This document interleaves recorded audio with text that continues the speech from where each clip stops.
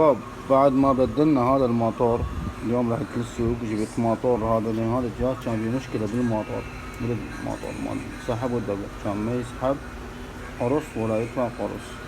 فجبت هذا الموتور اليوم وبدلته. بدلت هذا الموتور. شوفوا شباب، بس الآن نخلي القرص قدامكم. شوفوا شباب، هسه راح يشتغل طبيعي.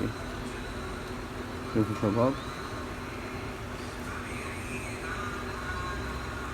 راح يشتغل طبيعي. شوفوا شباب هسه، شوفوا اشتغل هسه.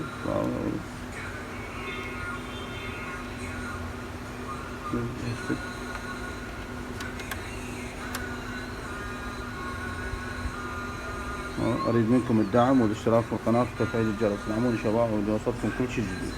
الدعم والاشتراك مالكم سووا لي دعم على مود افعال فيديوهات اكثر بعد.